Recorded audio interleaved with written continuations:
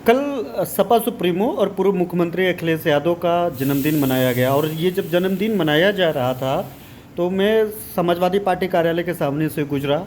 हालांकि मैं प्रयास करता हूं कि ऐसे सॉफ्ट न्यूज़ जो बायस्ड टाइप का दिखे वो ना करूं। वहां पे मैं न्यूज़ बनाने के लिए नहीं गया। हाँ, थोड़ा सा जो कार्यक्रम था उसका कवरेज आ गया था, विजुअल्स।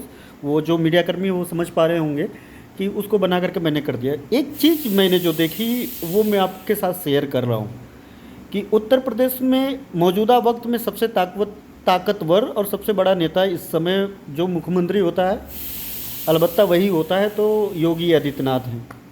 उसके अलावा अगर देखा जाए चाहे राजनीतिक तरीके से, चाहे सामाजिक तरीके से, या चाहे सत्ता के तौर पे भी देख लीजिए, सत्ता के बाद जो विपक्ष सबसे बड़ा दल होता है उसका सबसे बड़ा नेता सबसे बड़ा नेता ही सबसे बड़ा दूसरा सबसे बड़ा नेता होता है।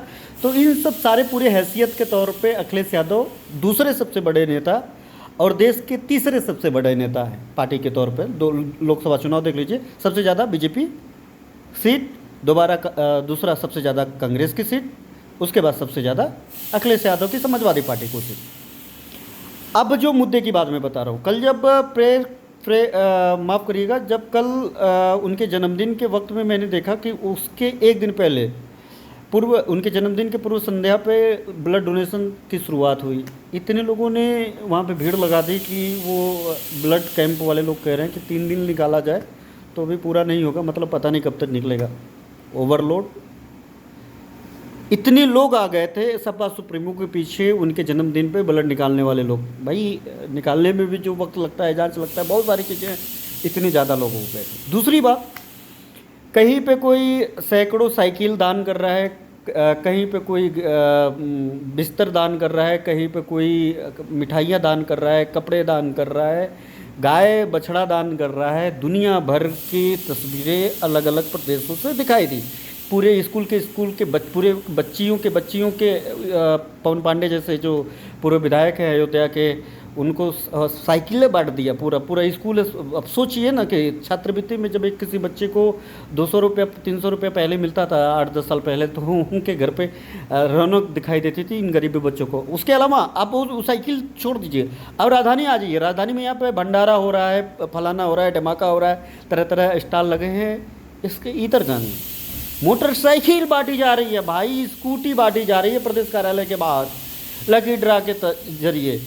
क्या क्या बांटा जा रहा है, कौन दे रहा है, कहाँ से दे रहा है, कहाँ से लोग आए हैं, किसी को नहीं पता। बस अपने राष्ट्रीय अध्यक्ष, अपने जो महबूब नेता हैं उनके लिए और उस पार्टी के लिए जो सत्ता से 1 दशक होने वाला है, दूर है।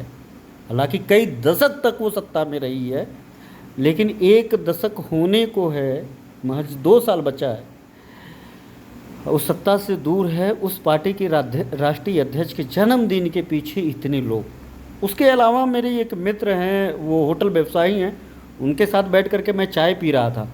जब मैं चाय पी रहा था तो उन्होंने ये कहा कि भैया, जमाने के बाद जो है हमारा पूरा होटल जो है, पूरा भारी संख्या में लोग आए थे, पूरा होटल, पूरा कमरा लगा हुआ था, यानी उनके होटल पूरे के पूरे तरीके से बुक थे। इतने लोग आए थे, पता नहीं कहाँ पश्चिम से आए थे और उत्तर प्रदेश से जो आए थे देश भर के अलग अलग कोने, अलग अलग हिस्से से यहाँ पे लोग आए थे। और पिछले 3-4 दिन से पूरा होटल के कमरे बुक हैं। और ऐसा बुक, इसके पहले एक मेडिकल कॉन्फ्रेंस हुआ था तब, और उसके पहले अखिलेश यादव के ही पिछले साल जन्मदिन के वक्त में हुआ था। मेरा होटल अब यहाँ पे फुल नहीं होता है, जबकि आमतौर पे पहले हमेशा होता था, लेकिन अब इधर इतनी मंदी के बीच में अब अखिलेश यादव की जब जन्मदिन है तब हुआ है। इसके पीछे बड़ा बारीकी से आप ज़रा समझिए, बहुत बारीकी से समझिए कि अखिलेश यादव जब सत्ता में नहीं है फिर भी वो अपने आप को इतनी मजबूत स्थिति बनाए हुए हैं, इतना ज़्यादा लोगों को जोड़े पड़े हुए हैं, इतने ज़्यादा लोगों के बीच में सक्रिय हैं कि सत्ता नहीं होने के बावजूद लोग उनके पीछे आंख बंद करके उनके पीछे, उनके नेतृत्व में हर वो कुछ करने के लिए तैयार है जो शायद सत्ता के बाद भी ना करे। और बीजेपी के अंदर, मैं बीजेपी का नाम नहीं लेना चाहता था इस मामले में, लेकिन बीजेपी के अंदर आप एक व्यक्ति को एक कार्यक्रम को लेकर के खड़ा कर दीजिए, ऐसे इतनी ललक, इतनी चाहत, इतनी शिद्दत नहीं है। यहाँ पे 11 साल का कार्यक्रम हुआ तो गिने चुने अफसर के अलावा, कुछ पत्रकारों के अलावा महज कुछ लोग थे। आप उसकी पूरी तस्वीरें देखिए तो आप चौंक जाएंगे। इसका सबसे बड़ा रीज़न है सरकार सत्ता, सत्ताधारी दल सरकार के बीच में कोऑर्डिनेशन, और ये कोऑर्डिनेशन ही नहीं है। किस लिए आए भाई सत्ताधारी दल के लोग, किस लिए सत्ता के पास आए? सत्ता में कुछ काम ही नहीं उनका हो रहा है, तरह तरह के आरोप लग रहा है। सोचिए, ये सोचने वाली बात है। मुझे जो महसूस हुआ मैंने बिना बायस्ड हुए आपको बताया। ना मुझे सपा से कोई मतलब है, ना सत्ताधारी दल भाजपा से मतलब है, ना अखिलेश यादव से मतलब है, ना सीएम योगी आदित्यनाथ से मतलब है, और हमें इन सब से मतलब है एक नुमाइंदा होने के चलते, एक पत्रकार होने के चलते।